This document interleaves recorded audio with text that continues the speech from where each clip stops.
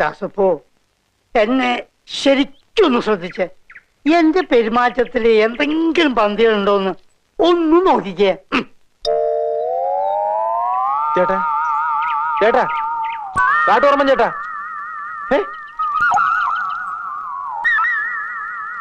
എന്തോ കുഴപ്പമുണ്ടല്ലോ.